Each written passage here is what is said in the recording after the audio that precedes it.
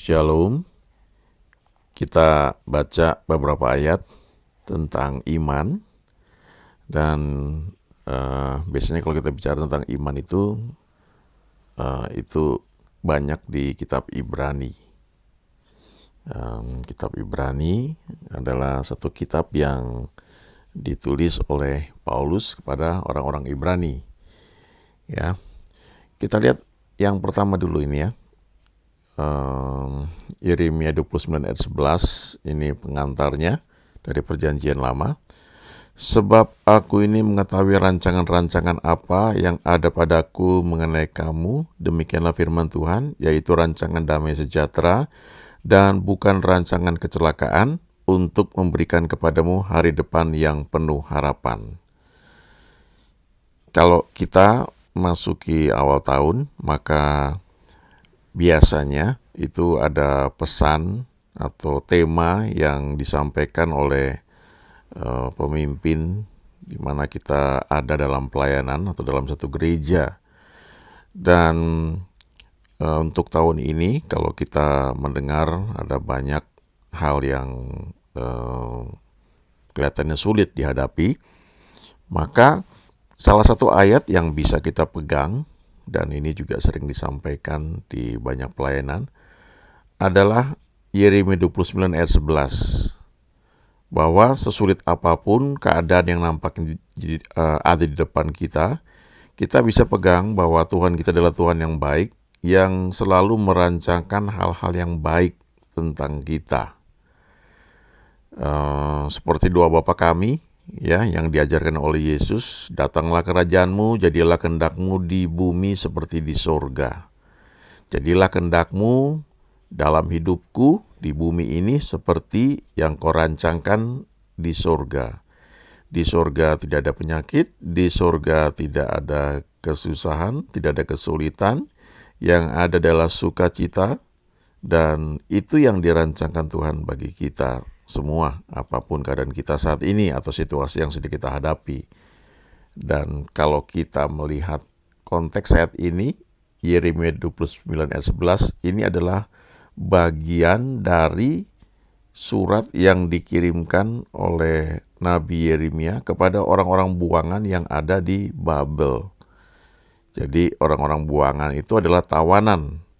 Mereka nggak punya pilihan. Mereka dipaksa untuk untuk bekerja, melakukan sesuatu yang belum tentu mereka sukai.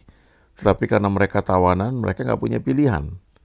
Mereka harus melakukan hal-hal yang diperintahkan oleh orang yang menawan mereka. Di tengah kesulitan situasi yang tidak nyaman ini, pesan Tuhan lewat Nabi Yeremia salah satunya adalah ini, ya, kamu jangan khawatir karena aku ini mengetahui rancangan-rancangan apa yang ada padaku mengenai kamu, dan rancangan itu adalah rancangan damai sejahtera dan bukan rancangan kecelakaan. Dan itu tujuannya untuk memberikan kepadamu hari depan yang penuh harapan. Jadi Tuhan itu merancangkan hari depan yang baik, yang penuh harapan buat kita masing-masing. Bagian kita adalah percaya. Karena kalau kita lihat dengan mata kepala kita, dengan mata jasmani kita, dengan perhitungan kita, rasanya itu tidak mungkin. Tetapi itu semua bayangan yang ada di pikiran kita atau di imajinasi kita berdasarkan perhitungan, berdasarkan data yang masuk ke dalam pikiran kita lewat berita, lewat apa yang kita lihat, lalu kita menyimpulkan sendiri atau orang lain yang menyimpulkan, dan kita percaya hal itu. Ya, kalau kita lihat itu bukan untuk diabaikan, tapi kita harus mengcounternya dengan firman Tuhan. Sekarang kita lihat di kitab Ibrani. Ibrani 11 ayat 6. Ini ayat yang terkenal juga. Tetapi tanpa iman tidak mungkin orang berkenan kepada Allah. Sebab barang siapa berpaling kepada Allah, ia harus percaya bahwa Allah ada dan bahwa Allah memberi upah kepada orang yang sungguh-sungguh mencari Dia. Kita lihat di sini. Yang pertama dikatakan tanpa iman tidak mungkin kita bisa berkenan kepada Tuhan, tidak mungkin kita bisa menyenangkan Tuhan.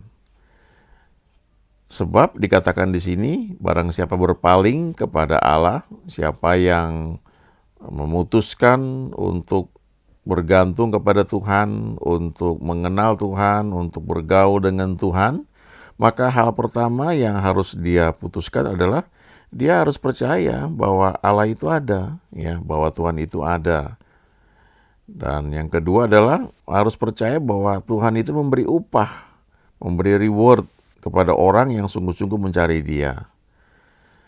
Saya suka terjemahan bahasa Inggris, ya. Dikatakan, sebab barang siapa berpaling kepada Allah, ia harus percaya bahwa Allah ada. Ada seorang hamba Tuhan yang pernah khotbahkan ayat ini, ya, dan sangat berkesan buat saya sampai sekarang. Ketika dia berkata bahwa he must believe that God is, ya, ia harus percaya bahwa Allah ada. Tapi dalam bahasa Inggris dikatakan he must believe that God is. Lalu dia lanjutkan, he must believe that God is what the Bible says. Allah itu adalah seperti yang Alkitab katakan. He must believe that God is what the Bible says. Jadi kita ini harus baca Alkitab, lalu kita putuskan untuk percaya. Sebenarnya ini sama seperti kita pertama kali masih kecil, lalu belajar membaca, dan setelah kita belajar membaca, kita belajar untuk mempercayai apa yang tertulis itu. Itu membentuk satu cara berpikir, ya, dan itu membentuk selanjutnya tingkah laku kita. Hal yang sama juga demikian ketika kita membaca firman Tuhan, membaca Alkitab. Banyak hal yang kita tidak lihat, tidak mengerti, tapi kita memutuskan untuk percaya.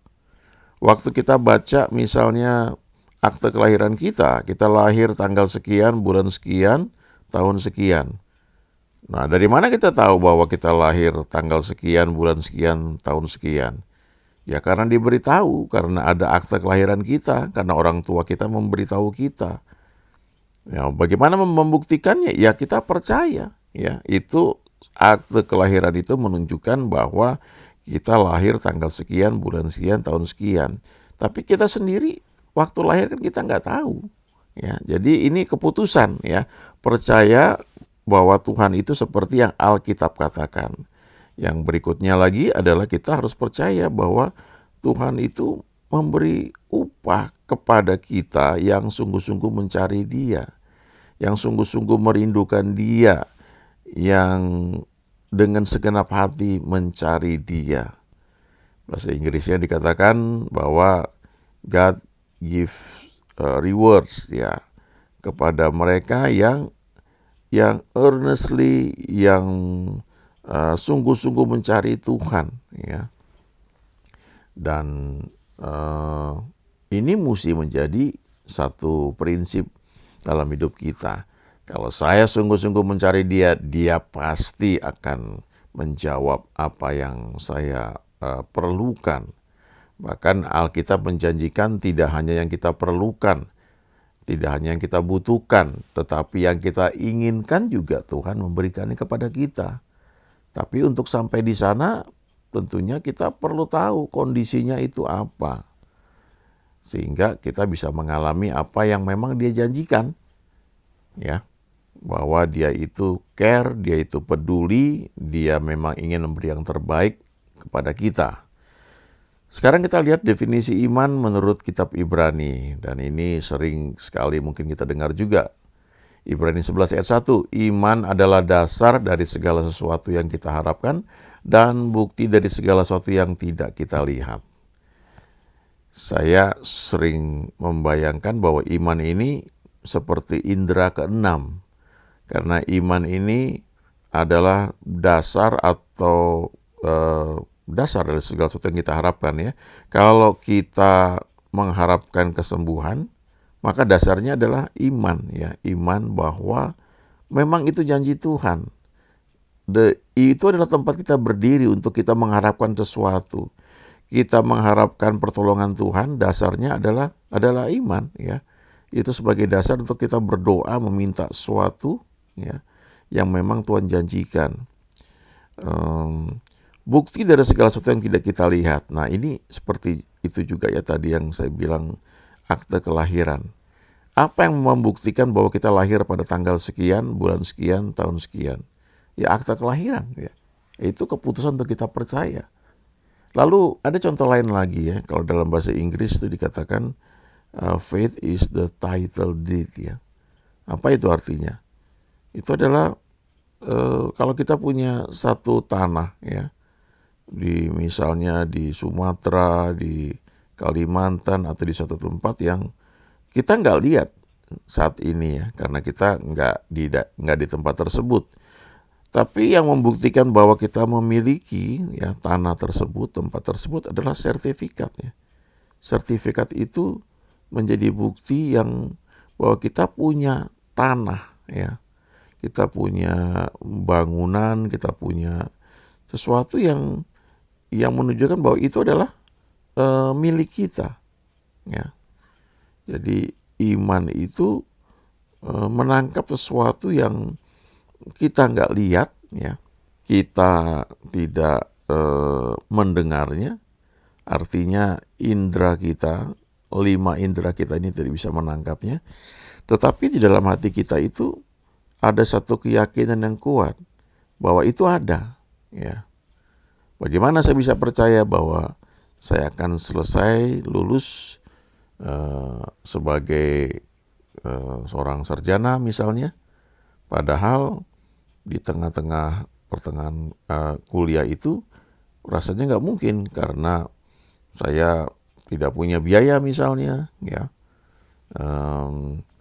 mungkin bisa dapat beasiswa ya, tetapi untuk biaya hidup bagaimana ya, secara logika nggak mungkin.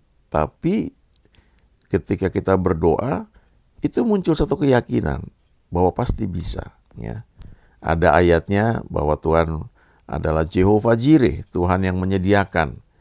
Jadi ketika kita ingat ayat itu, lalu kita putuskan percaya ya, ada damai sejahtera, dan itu menjadi bukti bahwa apa yang kita percaya itu akan terjadi. Walaupun saat ini belum terjadi ya, butuh waktu untuk sampai itu bisa terwujud. Ya, kalau kita nggak percaya ya sudah ya, selesai. Tapi kalau kita percaya, ada proses yang harus kita lalui. Ya, dalam kepercayaan itu kita perlu berjalan melakukan sesuatu yang kita tahu ya bahwa itu akan terjadi ya. Kalau kita baca ya, ini terjemahan bahasa Inggrisnya Amplified Bible tentang Ibrani 11 ayat 1 ini sangat menarik ya. Now faith is the assurance ya, kepastian, confirmation ya, the title deed, ini yang saya bilang tadi ya, sertifikat tanah ya, satu bukti yang menunjukkan bahwa kita itu memiliki suatu ya. Of the things we hope for.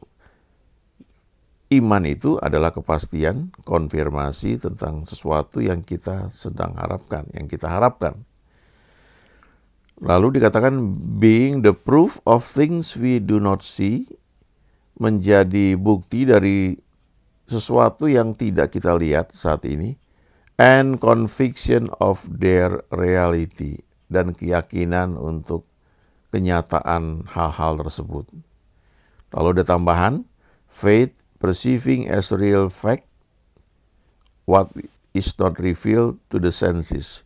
Iman itu menerima sebagai satu kepastian hal-hal yang tidak dapat ditangkap oleh indera kita, oleh panca indera kita.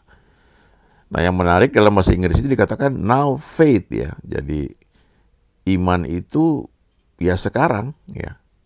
Kalau pengharapan kan itu sesuatu yang akan datang kita harapkan, tapi kepastiannya, dasarnya itu sekarang, faith ya. Kita bisa berharap sesuatu itu tidak berkata moga-moga ya. Kalau kita berkata moga-moga, semoga ya, itu artinya kita belum dapat kepastian. Tapi kalau kita sudah dapat kepastian, sekarang itu kepastiannya. Makanya dikatakan now faith ya. Sekarang iman adalah kepastian. Sesuatu yang kita harapkan di masa yang akan datang itu, tapi kepastiannya kita sudah dapatkan sekarang. Contoh misalnya waktu Paulus terombang-ambing di laut selama beberapa hari, kalau nggak salah belasan hari ya, waktu kapalnya itu karam, akhirnya kapalnya hancur semua. Nah, waktu di tengah-tengah kesulitan mereka menghadapi badai di Kisah Rasul, waktu itu badai begitu kuat sampai muatan kapal dibuang untuk meringankan kapal tersebut.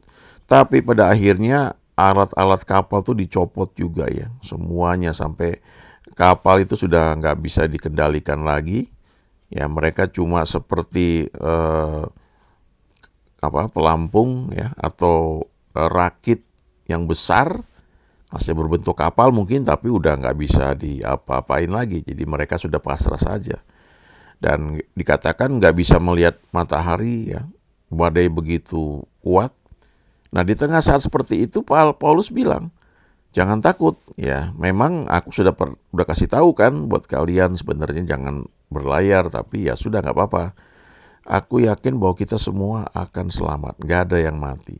Lalu dia bilang, sebab tadi malam seorang malaikat dari Tuhan yang aku layani menampakkan diri kepada aku dan berkata, Paulus jangan takut sebab engkau harus menghadap Kaisar. Dan oleh anugerah Tuhan semua orang yang ada di kapal ini akan selamat oleh karena engkau. Ya. Lalu dia bilang, jangan takut, ini pasti terjadi seperti yang aku sudah sampaikan. Nah, dia sudah punya imannya. Now faith ya, dia yakin pasti sampai dengan selamat. Gak ada yang mati. Ya, memang kapal ini yang hancur, tapi kita semua akan selamat. Belum terjadi, masih butuh beberapa hari lagi kalau nggak salah ya. Tapi sudah dapat imannya. Nah, itu namanya faith, ya, iman. All things are possible to him who believes ya. Semuanya itu bisa menjadi mungkin, bisa terjadi bagi seseorang yang percaya. Sekian tahun yang lalu saya dengan teman-teman ada pelayanan ke Papua. Kami sedang terbang menuju Jayapura ya, Sentani. Kami terbang dari Ambon waktu itu. Dari Ambon terbang ke Biak ya, Biak kemudian terbang ke Timika, lalu dari Timika itu ketika terbang menuju Jayapura, menuju Sentani, itu kapal mengalami badai ya, goncangan yang sangat kuat ya. Dan kalau dalam emergensi ya, biasanya akan keluar masker dari atas ya, dari langit-langit tempat kita duduk itu ya, di dalam pesawat, maka di langit-langit itu akan keluar masker. Tapi ini yang keluar bukan masker, karena goncangan itu begitu kuat ya, yang keluar itu adalah speaker ya. Jadi goncangan itu membuat speaker-speaker kecil di atas itu copot ya, mengerikan sekali ya waktu itu. Tapi sebelum hal itu terjadi, saya mengalami satu kesadaran yang kuat bahwa Tuhan itu ada di samping saya. Ya, sukar diceritakan, tetapi itu seperti ada orang di samping saya yang tidak saya lihat tapi duduk dan memeluk saya ya, memberikan selimut. Ada rasa damai sehingga air mata saya itu juga rasanya mau keluar. Lalu ada seperti suara yang mengatakan, engkau ada dalam pelayanan dan aku yang mengutus engkau, jadi engkau gak perlu takut. Nah, jadi waktu mengalami badai tersebut ya, dan akhirnya pesawat mendarat juga dengan selamat, tapi goncangan begitu kuat dan pesawat itu berhenti di ujung landasan tanpa bisa bergerak dalam taksi itu istilahnya, jalan pesawat untuk menuju ke apron gitu. Pesawatnya nggak bisa berhenti di situ, jadi kami harus turun jalan-jalan kaki dari ujung landasan itu ke bangunan di bandara tersebut. Nah, waktu situasi goncangan yang kuat seperti itu ya, karena sudah dapat damai ya, dapat keyakinan kuat, saya sama sekali tidak merasakan khawatir ya waktu itu. Teman-teman saya itu sudah berbahasa roh, sudah wah ya nggak tahu bagaimana. Tapi saya justru tertawa, wah pun kayak seperti seorang anak yang naik bom kar gitu ya, padahal situasinya mengerikan sebenarnya. Nah itu ada iman, faith ya. Now faith ya, sekarang iman. Jadi iman itulah yang membuat kita yakin bahwa sesuatu akan terjadi seperti yang Tuhan janjikan. Ya, God is good all the time. Amin.